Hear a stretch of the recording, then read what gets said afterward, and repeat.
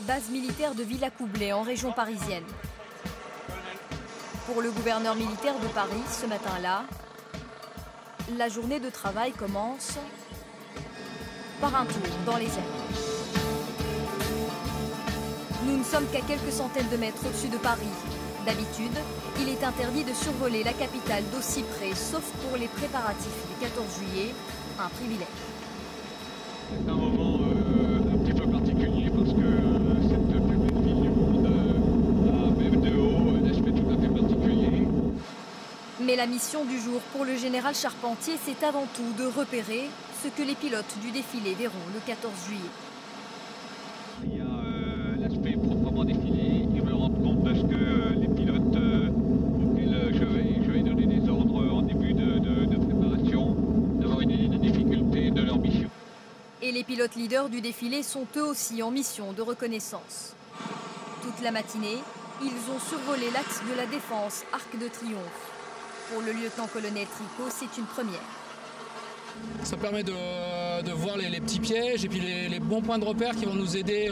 Même si on a des systèmes modernes, le fait de voir, on va quand même piloter à vue pour bien passer au vertical des Champs-Élysées et de la tribune. Donc c'est important de pouvoir bien s'aligner et puis les gens nous voient de très tôt.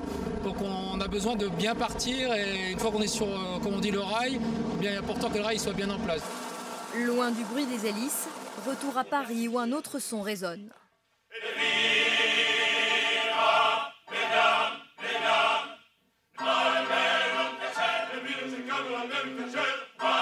Le chœur de l'armée française répète du Verdi.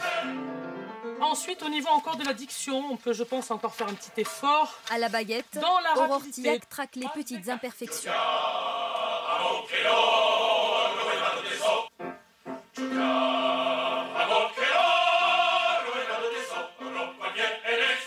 Plus les musiciens sont bons, plus il faut exiger d'eux plus de précision toujours. On ne se contente jamais de ce qui est super bien, on veut toujours que ce soit parfait, quoi.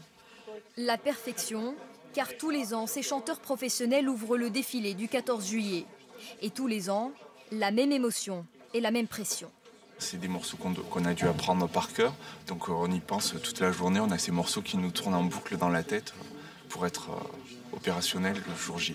On sait ce que ça représente pour notre pays, donc on a la chance d'être au centre de ça et de le faire en chantant, ça c'est formidable. Cette année, le chœur fête ses 30 ans. Alors pour l'animation d'ouverture, il y aura bien sûr la Marseillaise,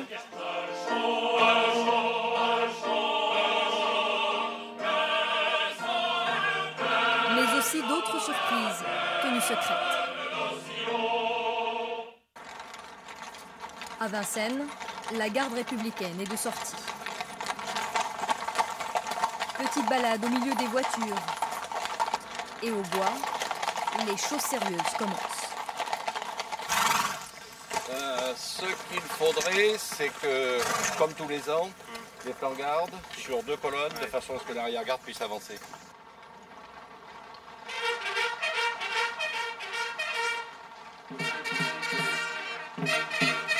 Le 14 juillet, la garde républicaine a pour mission d'escorter le président de la République sur les Champs-Élysées. Tout doit être parfait. À bord de la voiture présidentielle, le major Laurençon guide les cavaliers. On surveille principalement les alignements, que les chevaux partent de suite dans une bonne cadence de trot, ce qui n'est pas vraiment le cas pour l'avant-garde. Pour 2-3 chevaux, comme vous pouvez le constater, mais ça va se caler. Mais pour les cavaliers et leurs chevaux, la mission n'est pas si simple. On trotte sur du dur, sur du bitume, donc c'est vrai que les chevaux n'ont pas forcément l'habitude, c'est un peu particulier, donc il faut veiller à éviter les chutes et canaliser le cheval.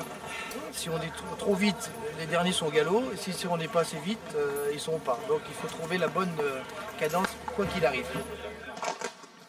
Ces répétitions se terminent. Pour les derniers réglages, ce sera sur les Champs-Élysées tous les matins jusqu'à vendredi.